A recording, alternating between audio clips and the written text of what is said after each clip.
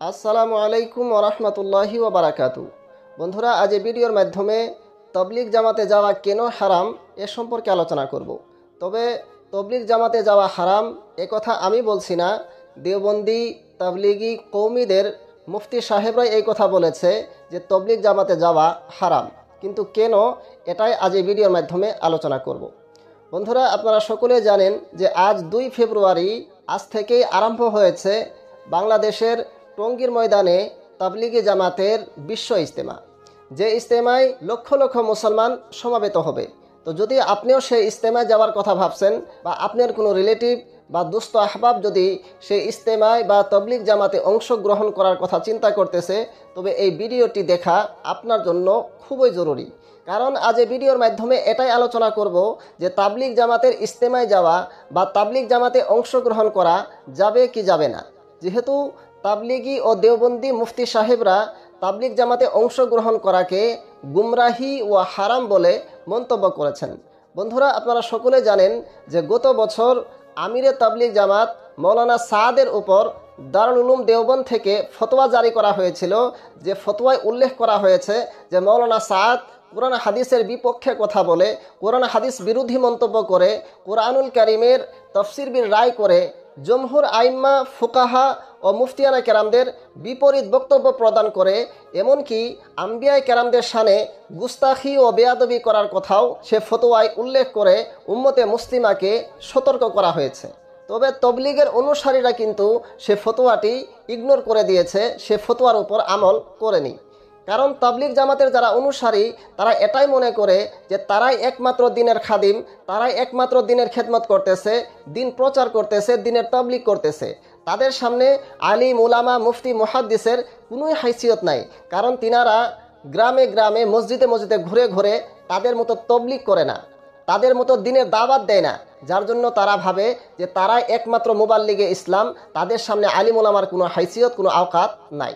এমন জাহিলদের জন্যই দেওবন্দি কওমি তাবলিগীদের বিখ্যাত একজন মুফতি ইউসুফ লুধিয়ানবী সাহেব, তিনি তিনার কিতাব আপকে মাসাইল আর উনকা হাল, এই কিতাবের 10 নম্বর খণ্ডের 26 নম্বর পৃষ্ঠায় তাবলিগ রিলেটেড একটি লম্বা ফতোয়ার শেষে এমন ধরনের জাহিলদের জন্য তাবলিগ জামাতে যাওয়াকে তিনি হারাম বলে মন্তব্য করেছেন। তিনি সে ফতোয়ার শেষ অংশে কি লিখেছেন আমি আপনাদেরকে সরাসরি পড়ে শোনাচ্ছি, যার দ্বারা আপনারা বুঝতে পারবেন যে তাবলিগ জামাতে যাওয়া কেন হারাম। তিনি লিখেছেন, लोग मुझसे शिकायत करते हैं कि तबलीग वाले उलमाए किराम के खिलाफ जहन बनाते हैं और मैं हमेशा तबलीग वालों का दिफा करता रहता हूँ, लेकिन आपके ख़त से मुझे अंदाज़ा हुआ कि लोग कुछ ज़्यादा गलत भी नहीं कहते। आप जैसे अक्लमंद जिनको दीन का फ़हम नसीब नहीं, उनका जहन वाकई उलमाए किराम के खिलाफ बन रहा है। ये जाहिल सिर्फ तबलीग में निकलने को दीन का काम और दीन की फ़िक्र समझे बैठे हैं। उनका ख्याल में दीन की बाकी सब शोबे बेकार है। ये जिहालत कुफ्र की सरहद को पहुँचती है, ये जिहालत कुफ्र की सरहद को पहुँचती है कि दीन के तमाम शोबों को लग़्व समझा जाए और दीनी मदारिस के वजूद को फजूल करार दिया जाए। मैं अपनी इस राय का इजहार ज़रूरी समझता हूँ कि तबलीग में निकलकर जिन लोगों का ये जहन बनता हो वो गुमराह है और उनके लिए तबलीग में निकलना हराम है। तो बंधुरा, আপনারা বুঝলেন যে মুফতি সাহেব কেন তাবলিগ জামাতে যাওয়াকে হারাম বলে মন্তব্য করেছে। আসলে এই জাহিলরা যারা আলিমদেরকে হিকারতের নজরে দেখে, যারা ভাবে আমরাই একমাত্র দিনের মুবাল্লিগ, আমরাই একমাত্র দিনের দায়ী, তাদের জন্য মুফতি সাহেব লিখেছেন যে তাদের মতো জাহিলদের জন্য তাবলিগে যাওয়াটা হারাম আর এটা তাদের বড় একটি গুমরাহি। তো বন্ধুরা, শুধু মুফতি ইউসুফ লুধিয়ানবী সাহেবই নয়, এছাড়াও বর্তমান সময়ের দেওবন্দি তাবলিগি কৌমিদের সবচেয়ে বড় মুফতি তাকি উসমানী সাহেব এমন ধরনের জাহিলদেরকে আমির বানিয়ে দেওয়াকে জিহালত ও গুমরাহি বলে মন্তব্য করেছেন। তো শুনেন তিনার এই ভিডিও।